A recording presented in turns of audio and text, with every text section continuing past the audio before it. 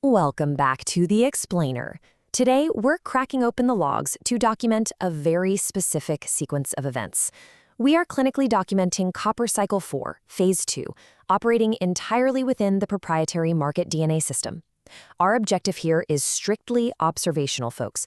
We're just looking at the exact parameters, mathematical boundaries, and the recorded visual data that define this specific cycle and phase. But first, let's establish our absolute strict rules of engagement. It is crucial to understand that this is in no way financial advice. Per the system's own strict parameters, any leverage above 10 is completely prohibited, and you absolutely must not invest essential personal funds. Our tone today is purely documentary. We are here simply to read the log data exactly as the system recorded it. So, market DNA is a proprietary geometric system, and what you really need to keep in mind is that we are strictly logging market events based entirely on predefined mathematical parameters. There are absolutely no predictions happening here, no assumptions, and we definitely aren't applying any external technical analysis, fundamental analysis, quant models, or pattern recognition. We are solely documenting the geometric framework and the data points exactly as they occur. This perfectly logs our starting condition. Here is the fixed, complete visual record of June 5th, 2026, at precisely 12:50 EST. This marks the official initiation of Phase 1, with the price sitting exactly at the position labeled Entry M. Again, this chart is fixed and complete. It simply records the exact state of the system at this precise chronological moment. Nothing is being added or inferred. Let's check out the initial data log that these coordinates built. For Phase 1, our primary entry, designated as M, was logged at exactly 6.4005. The system also logs an optional secondary entry, designated as P/C, at 6.2704. By calculating these documented points together, the system establishes a mean entry price of exactly 6.3354.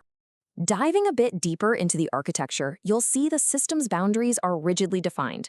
The trapezoid time duration, which represents future time plus a price interval, is set to exactly 20 days. No logic explanation needed, that's just the parameter. Next, the third triangle domain is fixed right at 5.32%. Finally, the risk coefficient applied to this specific cycle is a flat 2. These are the unbreakable mathematical constraints we're operating within. A really crucial step here is establishing our baseline risk preview before any sizing arithmetic gets finalized.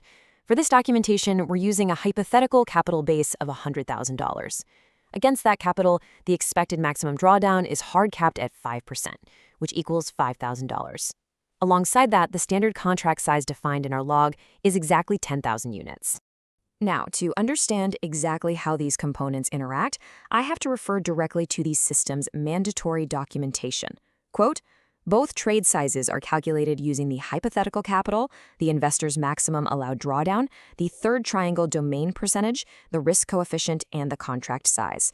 That is the precise, unalterable directive that governs the position arithmetic.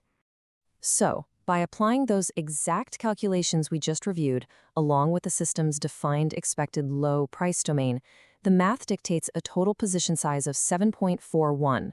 Because the system divides this across the defined entries, it mandates that each trade size equals exactly 0.37. That number isn't arbitrary. It's a direct, strict output of those fixed mathematical parameters. Based on all that Phase 1 entry data, the system then calculates these pure arithmetic targets. Target 1, located at the mirror or lower trapezoid boundary, is mathematically set at 6.424. Target 2, defined as apex n, is set at 6.57. And target 3, the trapezoid top, sits perfectly at 6.708. And based on those specific targets, the documentation neutrally details our expected performance metrics. Scenario 1 assumes the first entry and an exit up at target 3, modeling an expected profit of $1,138. That's a 1.13% return. Now Scenario 2, which models activating both the primary and secondary entries, with exits at targets 2 and 3, models an expected profit of $2,246, giving us a 2.25% return. Moving forward in the documented timeline to June 12, 2026, at precisely 1500 EST, the log updates to officially record Phase 2 of the cycle. This visual evidence captures the specific, undeniable moment the price interacted with the system's predefined geometry. To be incredibly specific about what happened, the verifiable visual data confirms the exact Phase 2 event. According to the log, the price touched the trapezoid lower boundary, also referred to as the mirror delay, at precisely 6.4565. That contact is exactly what formally documents our transition right into phase 2. Let's quickly recap the documented facts up to this exact moment. We have verified that the initial positions were logged at 6.4050 and 6.2704, which correspond to the M and PPC price levels respectively. Following that setup, the contact with the trapezoid lower boundary at 6.4565 was officially and permanently recorded. So, what does this all mean for the log? Will the next phase recorded be a phase 3 N event? The geometric boundaries are already set. We simply wait, navigating the market clinically to see what the system records next. If you want to dig into more of this public model documentation for yourself, you can find everything you need at www.marketdnaedge.com. Thanks for joining me on this explainer.